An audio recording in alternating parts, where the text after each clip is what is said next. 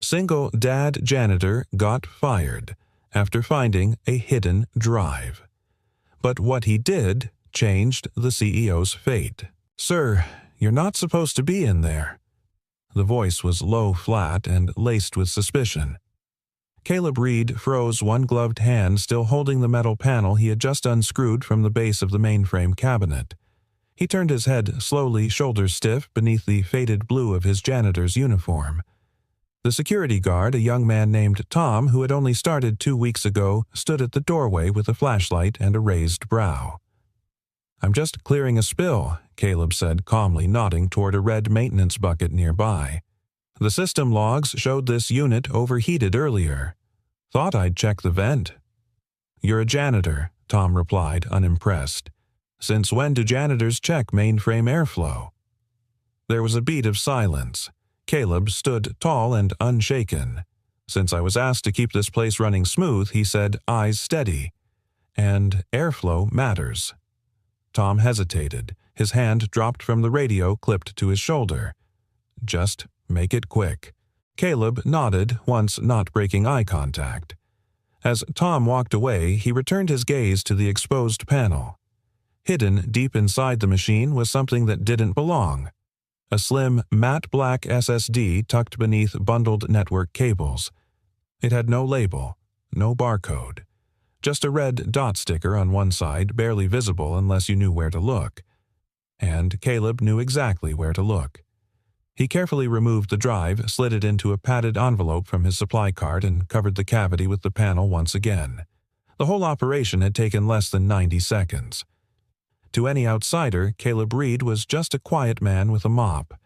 They didn't see the years behind his eyes, the missions, the ghosts. They didn't know that once he could dismantle a military drone faster than most people made coffee.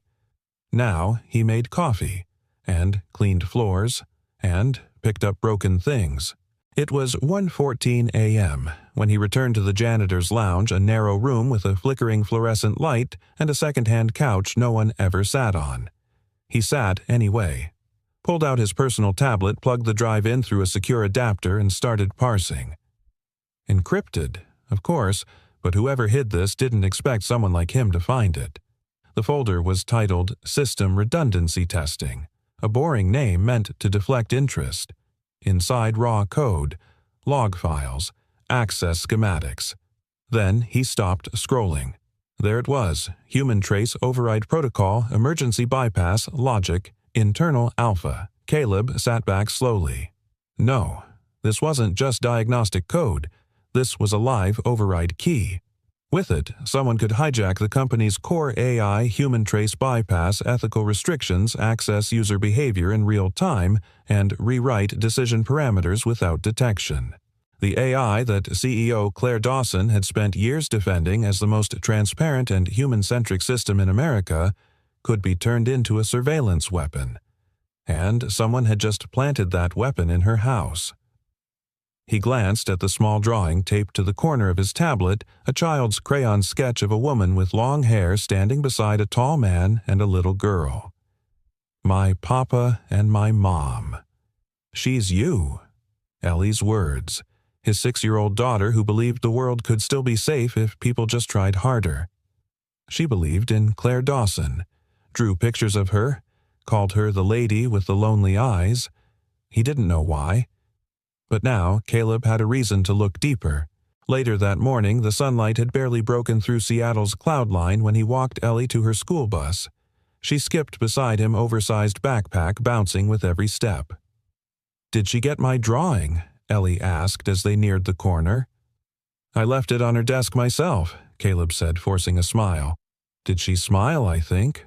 "She almost did." Ellie beamed. "Maybe she's sad a lot. Maybe she needs a happy friend." Caleb knelt, brushing a strand of hair from her face. "That's why your drawings matter. Then I'll make her a new one today, with stars." He hugged her tightly, then watched the bus vanish around the corner. At 9:00 a.m., sharp Claire Dawson walked into the executive conference room on the 34th floor.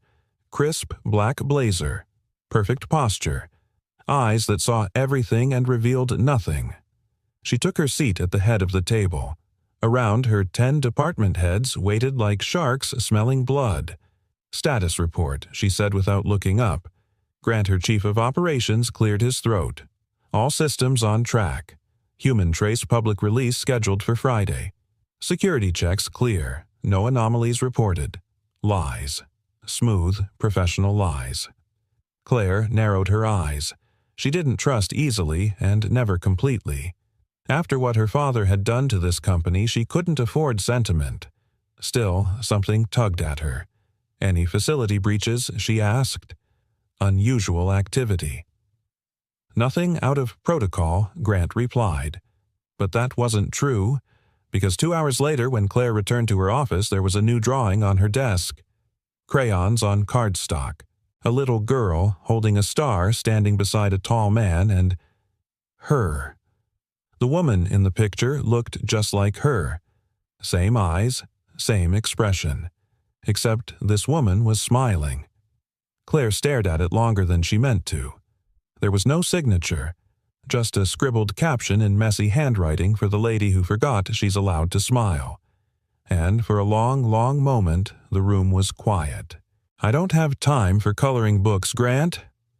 Claire Dawson didn't look up from her screen as she slid the crayon drawing across her desk with 2 fingers. Her voice was clipped the way it always was when something scraped too close to the soft part of her. Grant chuckled. "Must be from the janitor's kid again." "What's her name?" "Ellie." Claire paused. "How would you know that I overheard? She comes by now and then, right cute, kid."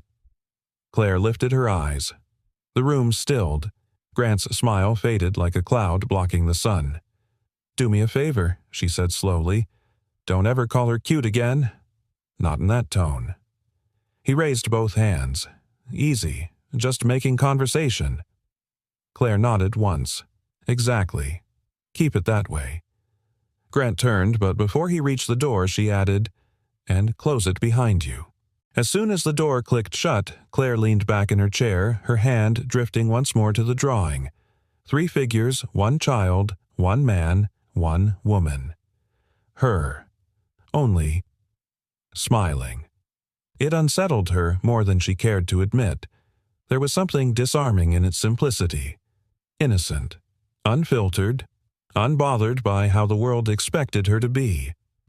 Her fingers hovered above the paper, then withdrew.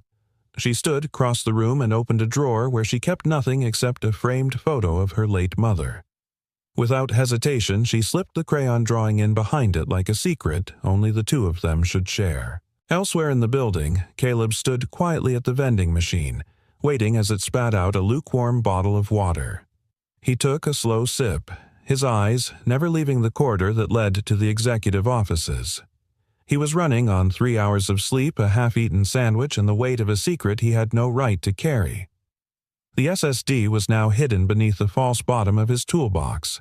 Every instinct screamed at him to walk away, forget he ever saw it. But Ellie's drawing her belief in Claire kept replaying in his mind like a song he couldn't unhear. He knew that look in his daughter's eyes, the one that says, "I see something in her." What scared him most was that he did too. That afternoon, Claire reviewed access logs again.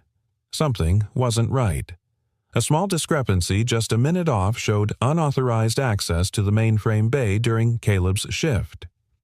She called security. "Pull the footage from Monday night. Janitor corridor, I want eyes on it."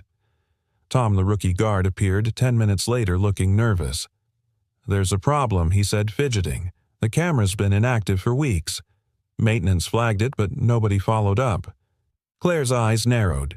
"So, you're telling me we have a blind spot outside the mainframe room?" "Yes, ma'am. And the only person scheduled in that zone? Caleb Reed." The name hit like a cold wind. She stared at the monitor, then at the security log again. She had 2 choices: call HR and terminate him officially, or confront him herself. She made her decision. Down in the service corridor, Caleb was replacing a ceiling tile when he heard footsteps behind him, heels sharp and fast. "Mr. Reed." He turned. Claire Dawson stood 5 feet away, arms crossed, eyes steel. "You accessed a restricted zone."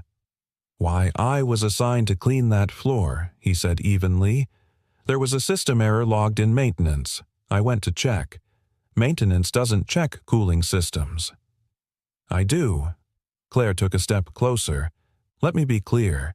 You're either the janitor or something you're not supposed to be." "I clean the messes people pretend don't exist," Caleb said. "Doesn't matter what they're made of." A pause. "That's not an answer," she said. "It's the only one I've got for now." Claire's gaze didn't waver. "I don't like riddles, Mr. Reed." "Then maybe it's time you looked past the surface." She blinked. For a moment, something in her face cracked just a flicker. Then it was gone. "You're terminated. Effective immediately." Caleb nodded. No protest, no plea. Just a slow, quiet breath. "I figured," he said softly. He picked up his toolbox. Claire watched him go. But he didn't walk fast. He didn't slouch. He walked like a man who knew something she didn't. That night, Claire sat alone in her penthouse apartment. Rain tapped gently against the windows. The city lights blurred through the glass like watercolor. She poured herself a glass of red wine, took one sip, and pushed it away. Her phone buzzed. A new email from Internal Audit Unusual System Activity logged during pre-launch environment testing. Possible breach. Requesting executive confirmation. Claire stared at the screen. Unusual activity. Possible breach. She suddenly felt cold. She thought of Caleb, his voice, his calm, his refusal to explain, and the way Ellie's drawing showed her not guarded, not defensive, just human. Meanwhile, in a tiny apartment on the edge of town, Ellie was fast asleep in her blanket fort. Caleb sat at the kitchen table in the dark, the SSD drive in front of him like a ticking bomb. He had enough to walk away, enough to stay safe. But the truth was louder now. This wasn't about protecting a system anymore. It was about protecting her. Claire. The woman with fire in her voice, ice in her eyes, and a silent war behind both. He reached for his old military dog tag still tucked in a drawer, ran a finger across the embossed letters. "Time to clean the floors people stopped looking at," he muttered. The rain was coming down in sheets, slicing across the parking lot like it had a personal vendetta. Claire Dawson stood beneath the awning of the executive tower, staring at her phone. She was 30 seconds away from stepping into her car when the call came in. "Miss Dawson, vehicle systems just failed. Brakes locked. The driver's side door sensor is glitching." Her driver's voice was tense, almost breathless. "Where are you?" she asked. "Garage level B3. "I was pulling around when it happened. We're lucky we weren't on the road." Claire exhaled, eyes narrowing. That made 2 unusual malfunctions in 48 hours. First, a janitor who moved like he was trained for more. Now, her car's onboard system, new state-of-the-art failing without warning. And still, everyone kept telling her everything was fine. She turned around and headed back inside. 15 minutes later, Claire stood in front of the HR director's office.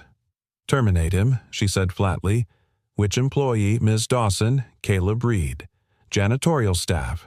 Effective immediately. Cause unauthorized access breach of protocol." The HR manager hesitated. "Ms. Dawson. His record is spotless, no violations, highly recommended by previous supervisors.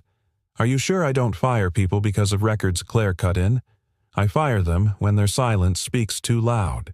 Caleb stood by the rear loading dock when the security guard handed him the envelope. "Immediate dismissal," the guard muttered. "I'm just the messenger." Caleb opened the letter, read it once, and folded it back without blinking. The guard looked uncomfortable. "You want to call someone. You've got what a daughter." Caleb's voice was calm. "Yeah, I've got a daughter. That's exactly why I won't." "Won't what?" "Beg." That evening, Claire was still at her desk when her office door creaked open. She looked up sharply, expecting Grant. But it was her assistant. "There's someone here," the young woman said nervously. "A child. With a drawing." Claire blinked. What? I think she's his daughter." Claire stood slowly, the name already forming in her mind. Ellie. Claire found her sitting in the main lobby, legs swinging off the leather chair, small hands clutching a folded piece of paper. Ellie looked up, eyes wide. "Hi." Claire approached slowly. "Does your dad know you're here?" "I took the bus to the stop near here," Ellie replied. "I wanted to give you this." She held out the drawing. It was different from the others. This one showed 3 figures again, but the man was walking away, his back turned. The woman was reaching out for him. The child stood between them, holding both hands like a bridge that didn't want to break. Claire stared at it. "I thought you should have it," Ellie said, quieter now, "because you made my dad sad." Claire crouched down. "Ellie, sometimes grown-ups make choices to keep people safe, even if it doesn't look like that." Ellie tilted her head. "But he was safe. You were safe. Why did you break it?" Claire had no answer. So Ellie added softly, "You were in my picture, not because you're perfect, but because you're the one I wanted to stay."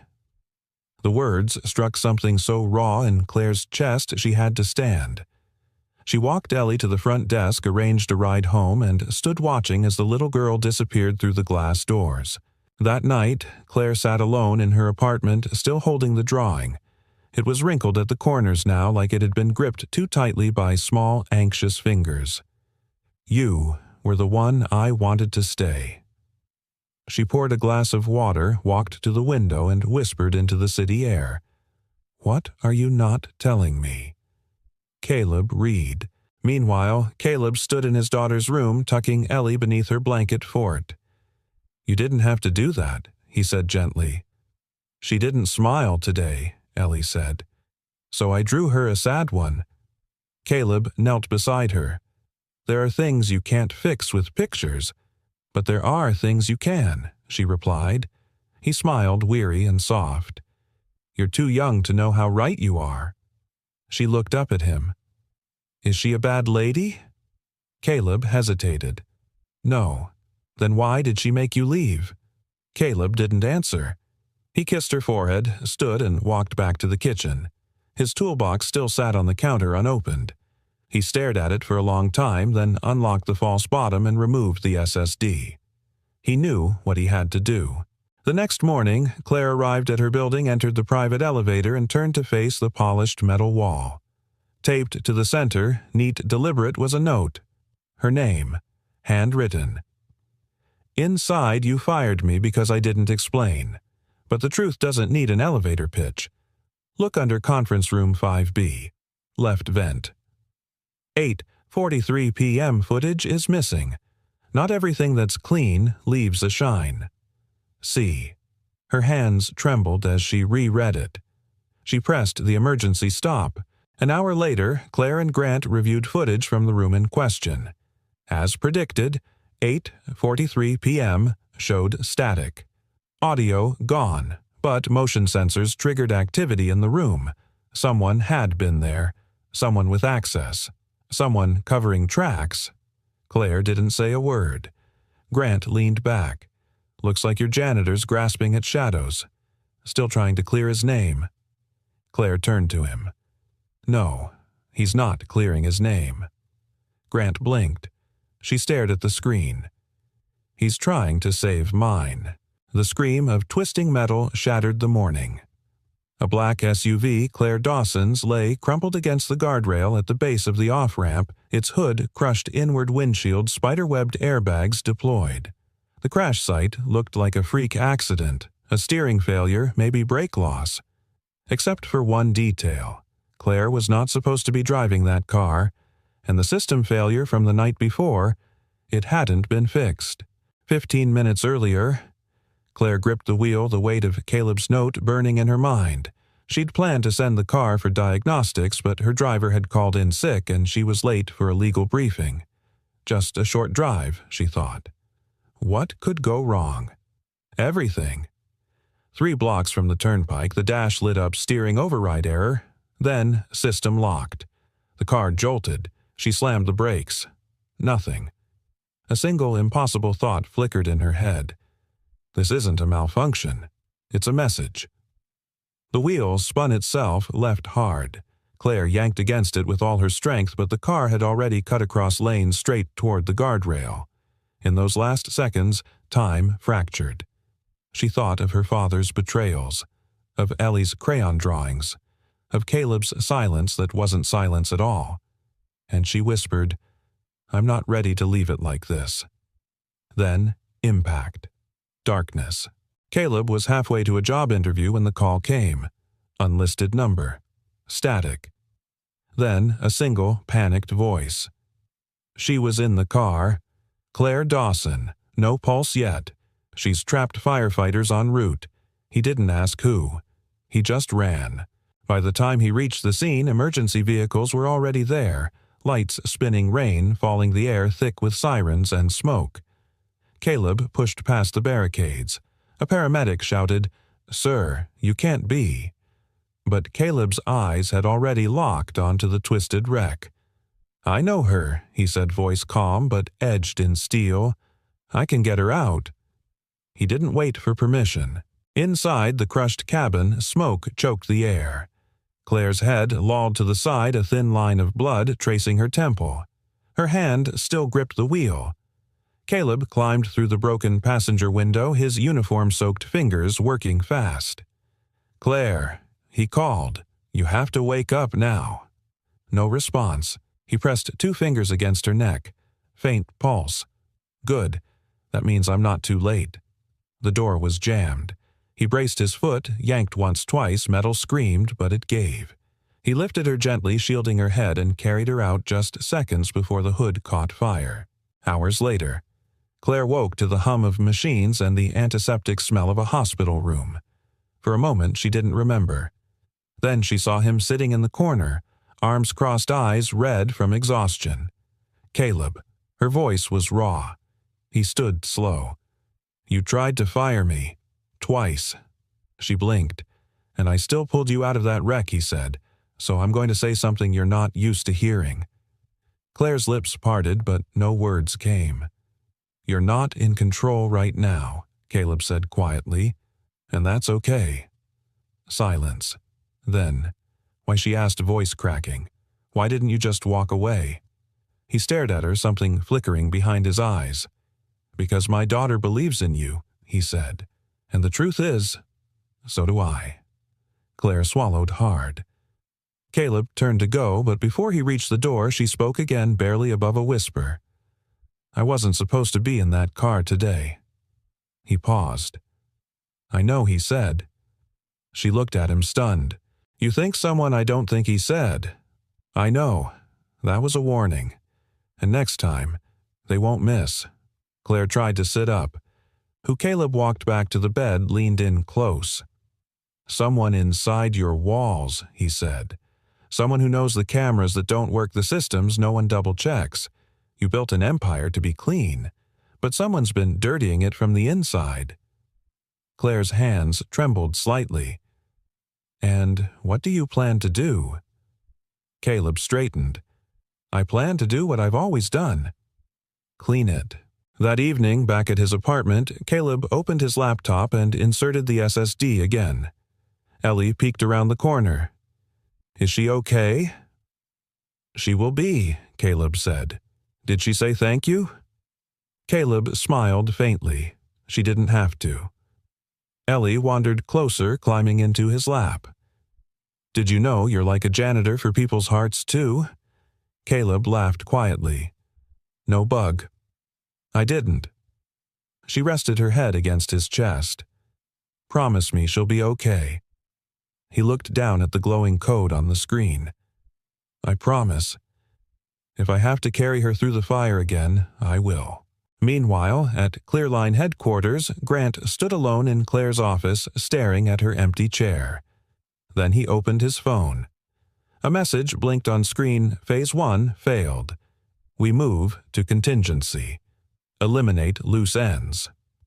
Grant typed back only one word. Understood. The knock came just past 7 a.m. Caleb was still in his faded gray t-shirt, flipping pancakes with one hand while Ellie colored on a cereal box with the other. He froze, mid-turn spatula in the air. 3 knocks. Not urgent, not desperate, just deliberate.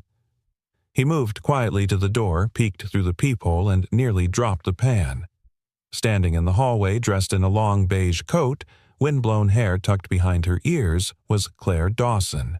Not flanked by lawyers, not escorted by bodyguards. Just her. He opened the door slowly.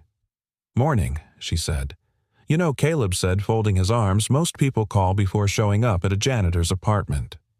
"I'm not most people," Claire replied. "No," he said. "You're the woman who fired me, got herself nearly killed, and now smells faintly like lavender and engine oil." She raised a brow. "You always this charming before coffee. I'm always this suspicious before breakfast." There was a silence. Then, "Can I come in?" she asked. He hesitated, then stepped aside. Inside, Claire took in the scene: clean floors, a soft morning light, the faint scent of pancakes and fabric softener. Ellie looked up from her drawing, blinked, and then beamed. "You came." Claire softened. "Hi, Ellie. I made a new picture for you." Claire crouched beside her, gently taking the drawing. It showed 3 people again, but this time they were sitting at a table, smiling. The woman had a heart above her head. The man had a cape. Claire looked up at Caleb. "I get the heart. But a cape?" Ellie giggled. "He's a janitor. That's like a hero with a mop." Claire nodded solemnly. "That might be the most accurate job description I've ever heard." Caleb poured her a mug of coffee. "No sugar, right?" She tilted her head. "How do you know that?" "You don't build AI ethics for a billion-dollar company and drink sugary coffee," he said. "Too many moving parts." She took the mug and stared into it. "I was wrong about you." He leaned against the counter. Which part? Claire looked up. "All of it." There was a silence. "I didn't come here just to say thank you," she added. "I came because I need your help." He didn't answer. She pressed on. "Someone inside Clearline is trying to kill me. That's not paranoia anymore. That crash was orchestrated." Caleb nodded slowly. "I know. I need someone who can think like a soldier but move like a ghost. Someone who's already seen too much and still believes people can change." He looked at her. Hard. "Why me?" "Because you didn't walk away when you had every reason to." He held her gaze for a moment, then said softly, "You're not asking for help with code." "No, you're asking me to risk everything for you." Claire's voice wavered just slightly. "Yes." Caleb set down the mug. "You're lucky I make terrible pancakes," he said, "because it means I've got time to kill." She blinked, then gave the tiniest smile. "I should warn you," he added, "this isn't going to end clean." "I don't want clean," Claire said. "I want truth." Later that afternoon, the two of them sat across from each other at a quiet cafe near the marina. Claire pulled out a small thumb drive. "This is a map of every access node tied to Human Trace's ethics engine," she said. "Only 5 people in the world know how to override it." "Let me guess," Caleb said. "Grant is one of them." Claire nodded. "And if he's trying to kill me, it's because I'm close to something."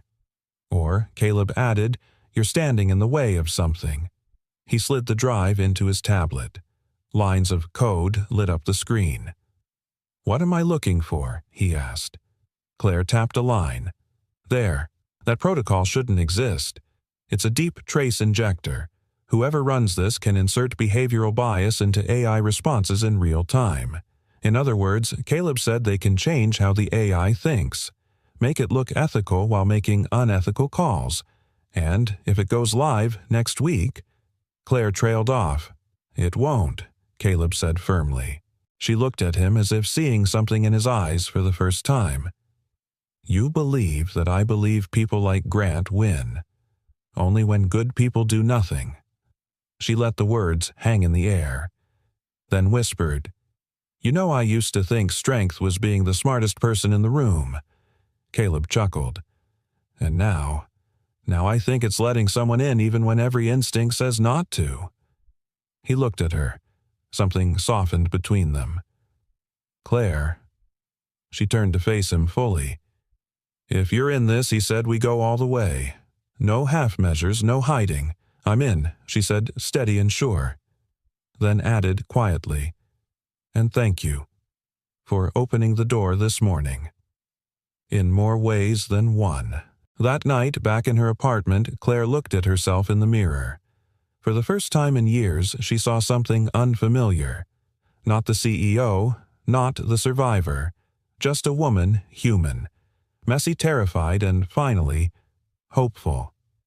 She touched the corner of her lips. There was the faintest curve. A smile. Okay, Caleb said, hands on his hips. So you're telling me your entire company runs on something called human trace.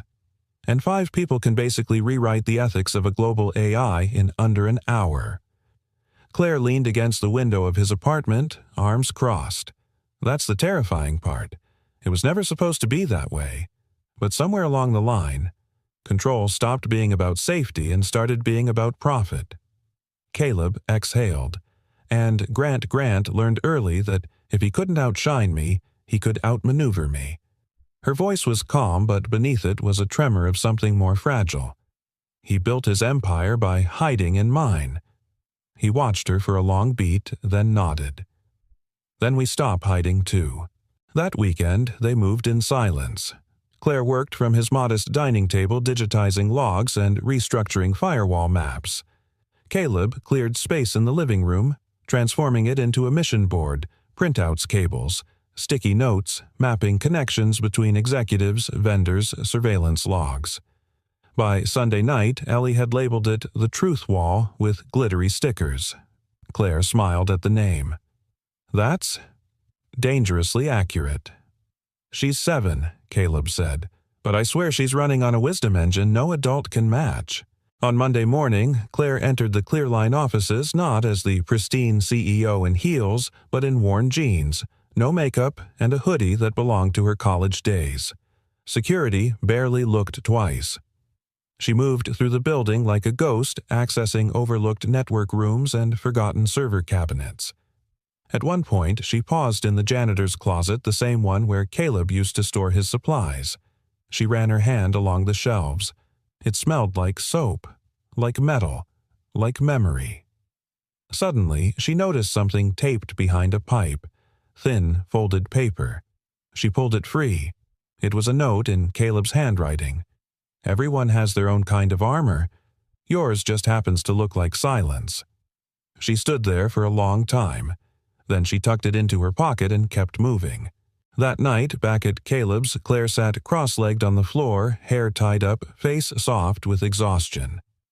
I spent years building a company to protect people from machines, she said.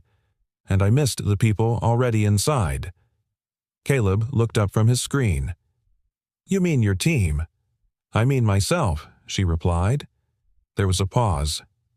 You ever feel like the person you've become is just scaffolding, she asked. Like the real you is still trapped under all of it. Caleb walked over, knelt in front of her, and gently tapped the side of her head. You know what scaffolding is for, what to help something grow taller than it ever could on its own. Claire blinked, the emotion catching in her throat. You say these things like you've lived 5 lives, Caleb smiled faintly. Sometimes it feels like I have. She looked down. You ever miss who you were before the war? No, he said. But I miss who I thought I'd be after. Claire stared at him, and for the first time, reached forward and placed her hand over his. No words, just warmth, and the quiet miracle of 2 broken people finally stopping long enough to feel whole. The next morning, Claire left early. Caleb was still asleep on the couch, Ellie curled up like a cat beside him. On the kitchen counter, Claire left a blueprint she had sketched by hand. A system map. A proposed security patch. A backdoor, legal, ethical, invisible. At the bottom, she had written, if this works, human trace will be incorruptible. If it doesn't, thank you for reminding me how to believe again. That afternoon, Caleb stood outside Clearline headquarters waiting. Claire stepped out the revolving doors like someone reborn, blazer-crisp hair pulled back, presence undeniable. She held up a small thumb drive. "It's ready." He took it. "You sure?" "No," she said honestly. "But I trust you." He smiled. "Then that makes two of us." She looked up at him, eyes steady. "You know this changes everything. I'm counting on it." Back at his apartment, Caleb booted up the encryption server, inserted the drive, and watched as the code loaded. Ellie peered over his shoulder. "Is this the part where we save the world?" Caleb smiled. "No bug. This is the part where we fix it." And somewhere inside the code, a new seed was planted. A system designed not to be perfect, but to learn from the imperfect. From janitors. From daughters. From women who learned to lead without losing their heart. Grant tapped the end of his pen on the desk, each click more deliberate than the last. In front of him, two screens. One showed the projected launch sequence for Human Trace. The other, internal server access logs from the past 72 hours. His jaw tightened. There it was. Unauthorized entry. Patch injection. User ID obsolete, but recognized. Claire Dawson. He leaned back slowly, the leather of his chair creaking under the strain of held-in fury. She had moved, and not just moved outplayed him. "Read," he muttered under his breath like it was a curse. Then he picked up his phone and dialed. "Activate Protocol Duskfall. I want surveillance on both of them. Physical and digital." A pause. No mistakes this time. If Claire wants to play hero, let's remind her how villains win. Claire was in the kitchen when the call came. Caleb had just returned from a supply run with Ellie, who now sat at the table building something elaborate with toothpicks and marshmallows. Claire answered the unknown number on speaker. "Claire Dawson," she said. Silence. Then a voice cold and venomous. "You've been busy." She didn't flinch. "Hello, Grant. I always knew you had a soft spot for charity cases, but this one..." A janitor. Caleb arched a brow from across the room. Claire's voice stayed even. "He saved my life. Twice.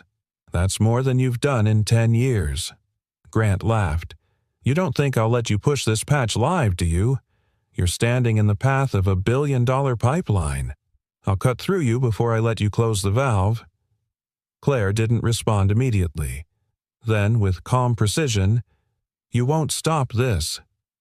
Because for the first time, the people behind the code are watching the people behind the curtain. "You think the world wants a clean system?"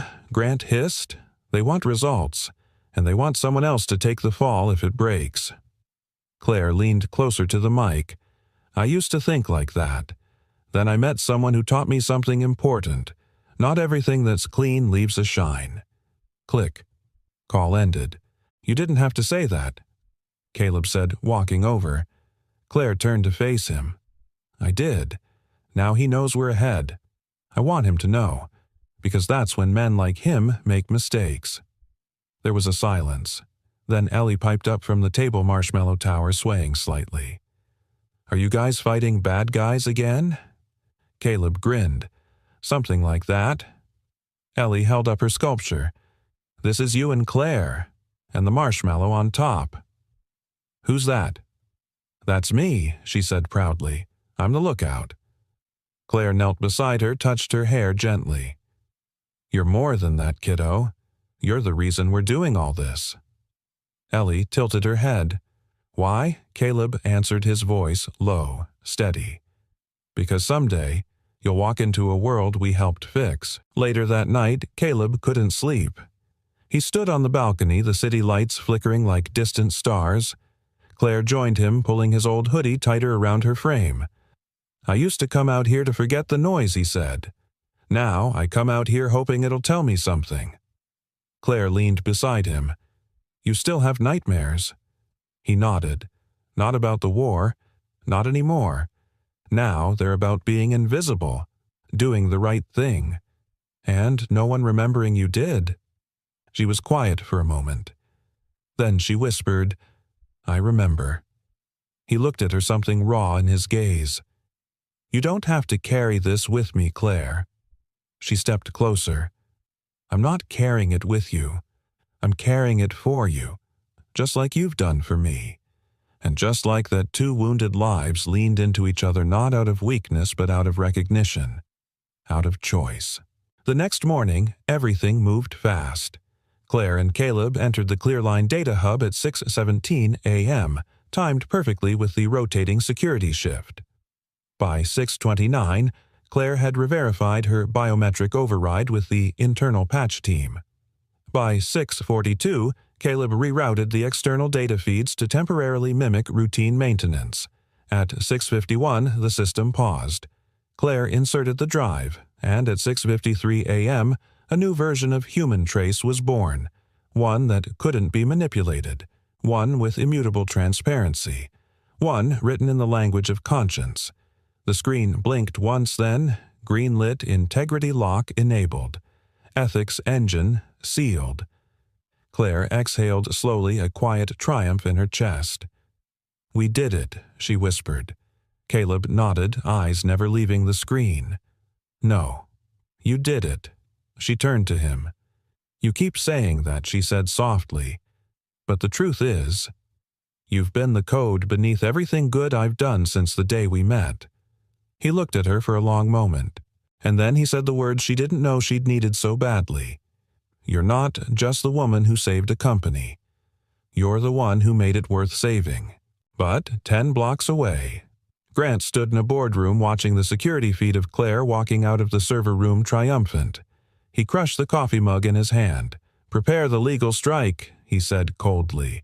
"Dig up everything on her. I don't care how old. She wants war. Let's give her a scandal." His assistant hesitated. "But what if it backfires?" Grant's eyes narrowed. "Then I'll make sure it backfires on him." The photo hit the news at 9:07 a.m. A grainy image, years old, ripped from military archives never meant for public eyes. Caleb Reed, honorably discharged, court-martialed, allegations insubordination, excessive force, civilian trauma. The headline read, "The janitor behind Clearline's ethical firewall was once a soldier who broke the code." Claire stared at her phone in disbelief. The article was everywhere, Clearline's internal newswire tech blogs, even morning TV segments. Beside her, Caleb stood still, silent, his face unreadable. He didn't flinch, didn't speak. But something inside him went dark. At the Clearline lobby, the silence was louder than the whispers. As Claire walked through, executives avoided eye contact. Assistants murmured. PR reps paced nervously. But the worst part. The boardroom was already full. They hadn't invited her. She walked in anyway. Grant was standing, hands folded behind his back, tone smooth as polished steel. "We value integrity," he was saying, "and with recent revelations we must reconsider the direction of our leadership. Our systems are under scrutiny. And while Ms. Dawson's contributions are undeniable, so is her judgment, particularly in bringing in an individual with a complicated past into our security network." Claire stood at the doorway. Every eye turned. She took a breath, then walked straight to the front of the room. "If you're going to quote headlines, at least be brave enough to do it while I'm in the room," she said. A beat of silence. Grant gave a tight smile. "I was just explaining our situation to the board." "No," Claire said. "You were twisting facts." "Again." She turned to the board. Yes, Caleb Reed was court-martialed. And yes, he was cleared. What the report doesn't say, what Grant conveniently left out, is why. She pulled a file from her bag, tossed it onto the table. Declassified last year. The mission was compromised by faulty intel.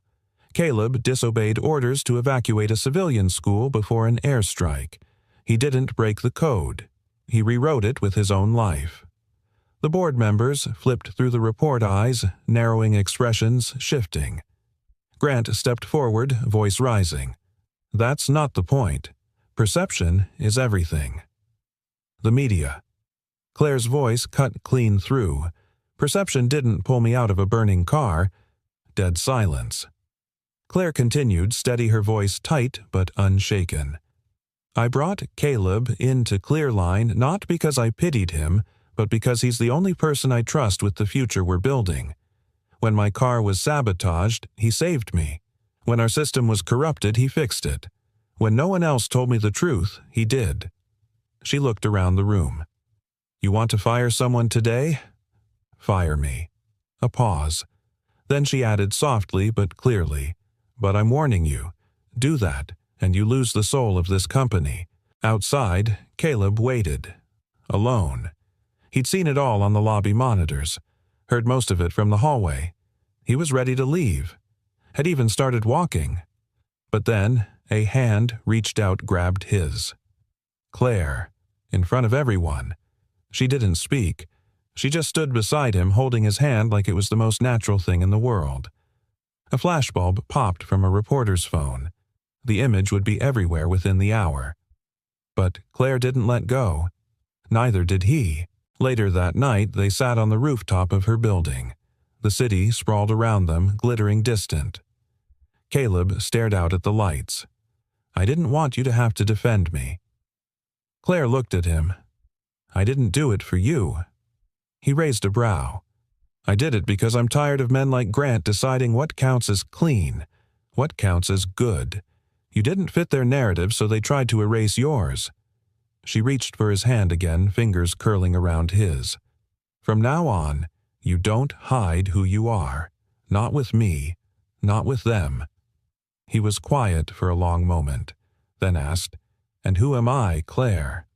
She turned to him, eyes steady. "You're the man who made me believe again. The man who cleans without fanfare, who sees broken things and still chooses to repair them." A faint smile played on his lips. "I thought I was just the janitor." She leaned her head against his shoulder. "You are," she whispered, "and somehow that makes you the strongest man in every room." The next morning, the board voted. Claire stayed. The patch stayed. Caleb. He was quietly offered a new role, unofficial but undeniable strategic culture liaison. Title didn't matter to him, but the door plaque did. It read, "Some heroes don't wear badges. Some just carry mops."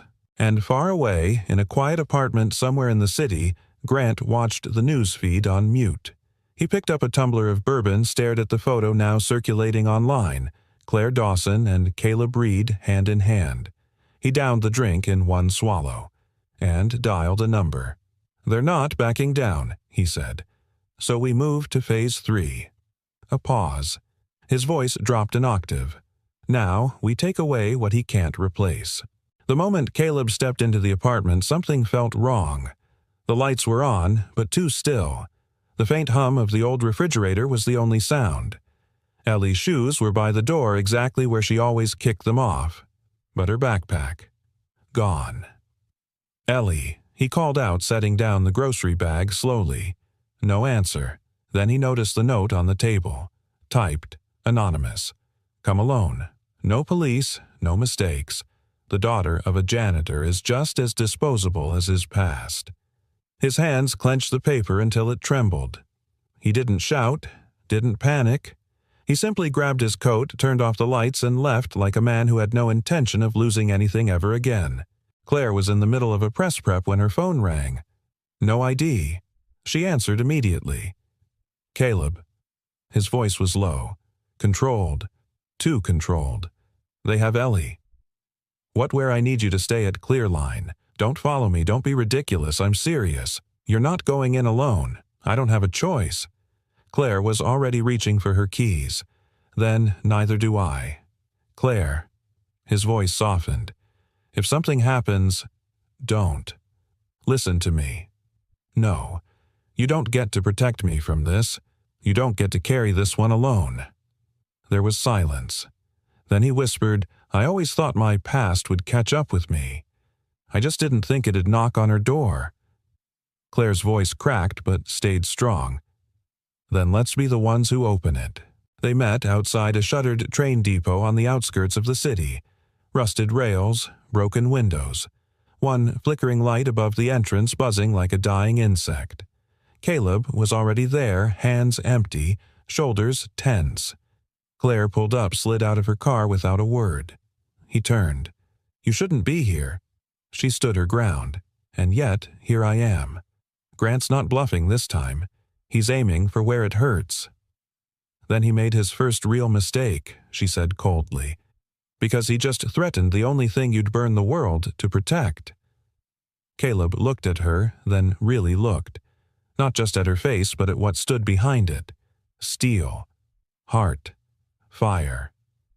"You're not afraid." "I'm terrified," Claire replied. "But I'm more afraid of losing what we've finally found." Inside the depot was a mausoleum of forgotten machinery and echoes. Somewhere down the dark corridor, a girl's voice called, faintly, "Daddy." Caleb broke into a run. Claire followed close behind. They found Ellie in a side room, unharmed but scared, sitting on a worn bench with duct tape loosely around her wrists. As soon as she saw them, she bolted into Caleb's arms. "I knew you'd come," she whispered. He held her tighter than he ever had in his life. Always. But just as he turned, a figure stepped from the shadows. Grant, flanked by two silent men in suits. Touching Grant, said dryly, "Truly." Claire moved in front of Caleb and Ellie. "This is where it ends, Grant." "No, darling," he said with a smirk. "This is where it begins. Your little stunt with the patch. We found the back door you didn't close. The press doesn't know yet, but when they do, your golden janitor becomes the fool who opened the gate for a security leak." Caleb stepped forward. "You're bluffing." Grant smiled wider. "Am?" "I." Then he pulled out a tablet, pressed a button, and the depot lights flickered. A projection lit the far wall mock screenshots of corrupted data logs, user credentials, falsified documents, all pinned to Caleb's ID. Claire didn't even blink. "Those are fakes," she said. "They don't have to be real," Grant replied. "They just have to look real. Long enough for you to be buried, for the board to replace you, for me to walk back in." Then he turned to Caleb. "And you'll disappear the way men like you always do. A tragic footnote in someone else's legacy." But before he could gloat further, Caleb spoke. "I've disappeared before," he said quietly. "I spent years scrubbing floors while you stole air from people smarter and better than you. You built an empire on fear. But the thing about fear..." He stepped closer. "It doesn't last." Grant raised a brow. "Is that so?" Then Caleb pulled something from his jacket. A flash drive. Tossed it to Claire. She caught it without looking. Caleb said, "It's not just a firewall. It's a record. Every move Grant's made, every contract he buried, every name he sold, every transaction scrubbed from Clearline servers. We found it. And this time, the truth's backed up." Grant paled. Claire tapped the drive against her palm. "Insurance policy," she said. "Digitally time-stamped, mirrored to 3 locations. The moment I go silent, it goes live." Grant's facade cracked for the first time. "You don't have proof," he hissed. Caleb stepped beside Claire Ellie, still wrapped in his arms. "You don't need proof when you finally stop being afraid to speak." They walked out together. No police, no showdown, just the weight of Grant's empire beginning to crumble under its own rot. Back in the car, Ellie sat between them, holding both their hands. Caleb looked at Claire. "Why did you follow me in there?" he asked. She turned to him, voice soft. "Because somewhere along the line you stopped being someone I worked with, and started being someone I couldn't lose." He didn't speak, just pulled the car over, and kissed her deep quiet full of everything he couldn't say. Ellie giggled from the back seat. "You." They laughed, but neither let go, not of hands, not of each other, not of hope. 6 weeks later, Caleb stood in front of a glass door with no sign, no badge reader, and no guard. Just a phrase etched into the frosted panel. "Innovation is built on trust." He exhaled and pushed it open. Inside, a room unlike any other at Clearline. No cubicles, no suits, no screens dominating walls. Just wide tables, clean boards, natural light streaming through tall windows, and people engineers, interns, former janitors, even a retired ethics professor working together. At one table, Claire sat cross-legged on a stool reviewing a flowchart drawn in colored markers. Across from her, Ellie was explaining the system to two developers twice her age. Caleb smiled. It wasn't just a team. It was a community. And it wasn't called the Ethics Committee. That sounded like punishment. They called it the Human Trace Hub. Claire looked up and saw him, and that smile, the one that still caught him off guard, bloomed across her face. "You're late," she said, teasing. "I brought breakfast," Caleb replied, holding up 2 bags, "and a protein bar Ellie snuck into my pocket." Ellie grinned. Backup plan. Adults always forget to eat when they're excited. Claire laughed, then handed Caleb a set of sticky notes. New features we're testing. Read-only audit trails. Real-time bias alerts. Transparent decision trees. Caleb blinked. In English, she leaned in. Basically, it means AI that doesn't lie and can't be bribed. "Good," he said, "because the world's got enough people doing that already." The room buzzed around them with quiet energy. No shouting, no power plays, just people trying to build something better. Ellie tugged on Caleb's sleeve. "Can I show you something?" He followed her to the far corner of the room where a small glass case stood on a pedestal. Inside it, just one item, a mop handle sawed short and polished mounted on velvet. Beneath it, a plaque, the first firewall. Caleb stared at it. "I thought we were joking when we said that," he murmured. "We weren't," Ellie said. "You stopped a man with that. You stopped a machine with that." He was quiet. Then said, "I didn't stop anything. I just refused to move." Ellie looked up at him, eyes wise beyond her years. Sometimes that's exactly what saves everything. Later that afternoon, the team gathered for a round table. Claire stood at the front. No title, no pitch deck, just a story she began. A story about a janitor who saw patterns the rest of us ignored. A little girl who asked questions even AI couldn't answer. And a man who thought he'd lost his place in the world until we built one around him. She gestured toward Caleb, who sat at the edge of the circle. "People always ask me how we rebuilt Clearline after everything fell apart. The answer's simple. We stopped building with code alone. We started building with character." There was a long pause, then a quiet clap, then another, until the entire room stood in a slow rising ovation, not for a presentation, not for an idea, for a man, and the values he'd carried like armor through every quiet hallway and sleepless night. That night, Claire, Caleb, and Ellie sat on the floor of the living room surrounded by takeout containers, laughing at something ridiculous Ellie said about AI writing bad country songs. Caleb leaned back on his hands, watching them both. "You ever think he said that none of this was supposed to happen?" Claire tilted her head. "Like fate. Like, maybe I was never meant to walk into that office, never meant to be seen." Claire turned serious. "You weren't just seen, Caleb. You were chosen." He looked at her. "By who? By me. By Ellie. And by every person in that room today who realized the strongest thing you ever did was stay." He nodded slowly, then said, "I used to think cleaning meant fixing what people ruined. Now I think it means seeing what's worth saving." Claire's eyes glistened, and Ellie, curled up on the couch, whispered, "Daddy, yeah. Can I tell people what you really do now?" He chuckled. "Sure, kiddo. What do I do?" "You fix hearts." Somewhere far away, a former executive drafted an apology post he'd never publish. Somewhere else, a senator quoted Human Trace as a model for responsible innovation. And in thousands of quiet homes, users began noticing something different. Their AI wasn't just faster, it was fairer. It asked questions. It explained itself. It didn't just predict. It listened. Back at Clearline, they added one more inscription to the glass door. "This room has no uniforms. Only people brave enough to clean up the world."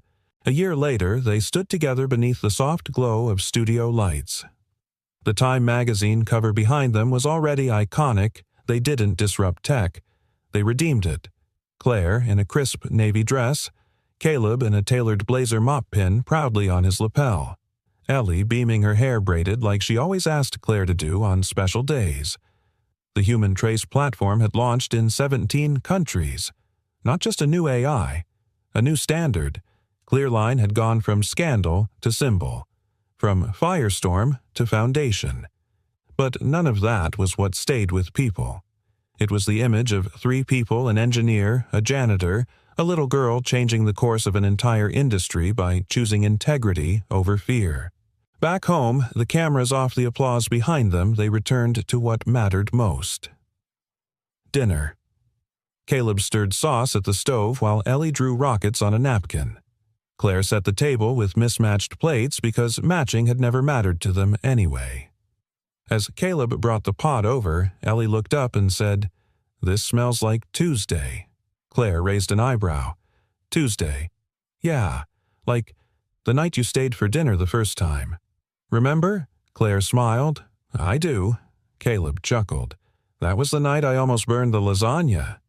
"You did burn it," Claire said. "But you both still ate it," Caleb pointed out. "That's because Ellie declared burned food tastes better when people laugh about it." They sat down, 3 chairs, 1 table. Not perfect, but whole. As they ate, Caleb reached into his pocket and slid something small across the table to Claire. It was a folded napkin, handwritten in his neat, careful script. "Thank you for not seeing just what I clean. But why I care to clean it." Claire's eyes shimmered. She reached across and squeezed his hand. "Thank you for reminding me what leadership really looks like." Caleb looked at Ellie, who was pretending not to listen but grinned anyway. Then he said, voice soft, "I used to think legacy was about what you leave behind." He paused. "But maybe it's about who you stay with." After dinner, they went for a walk. It was nothing grand, just the 3 of them down a quiet neighborhood street under amber streetlights with Ellie skipping ahead, counting constellations out loud. Claire tucked her arm into Caleb's. "I think the world changed because you refused to." Caleb gave a half smile. "I didn't change the world. You did." He looked at her. "No, we did." They stopped by a bench, sat while Ellie climbed onto a nearby sculpture and pretended it was a moon rover. Claire rested her head on his shoulder. "I've been asked 100 times how Human Trace became so successful," she said. "They all expect a secret algorithm or a disruptive theory. And what do you tell them?" She smiled. "I tell them the truth. We didn't write code to win. We wrote it to protect what matters." Back at the house, Ellie curled up on the couch, dozing off. Caleb carried her gently to her room. As he laid her down, she stirred. "Daddy?" she mumbled. I like her." He smiled. "Me too." Ellie opened one eye. "She's gonna stay right." Caleb brushed hair from her forehead. "She already has." Outside, Claire was on the porch, arms crossed against the soft night chill. He joined her, slipping his jacket over her shoulders. She didn't say, "Thank you." She didn't have to. They looked out at the quiet street, the sky full of stars. Caleb spoke first. "You know, for a long time I thought I had to keep my head down. Not 'cause trouble, just clean up after everyone else." Claire turned to him. "And now," he exhaled, "now I know sometimes the person who cleans up is the one who knows what needs to be rebuilt." She looked into his eyes, and in a voice steadier than it had ever been, she asked Caleb, "Could I ask you something crazy?" "Of course." She took his hand. "Could you be my home?" He didn't answer with words. He kissed her slowly, tenderly, as if sealing a promise not with a ring, but with presence. And when they pulled apart, she whispered, "Welcome home." The next morning, a plaque was hung outside the Human Trace hub. It didn't list titles or degrees, just 3 names: Claire Dawson, Caleb Reed, Ellie Reed, and beneath it, etched in brushed steel, "Some codes protect systems. Ours protects hearts." Sometimes the quietest people carry the loudest strength. Sometimes a janitor doesn't just clean a building. He restores a broken world, one small act of kindness at a time. If this story touched your heart, we'd love to know. Where are you watching from? Drop your city or country in the comments below. Let's see how far kindness can travel. And if you believe in stories that heal, inspire, and remind us of what really matters, hit that subscribe button and join our storytelling family. There are many more beautiful stories waiting for you here.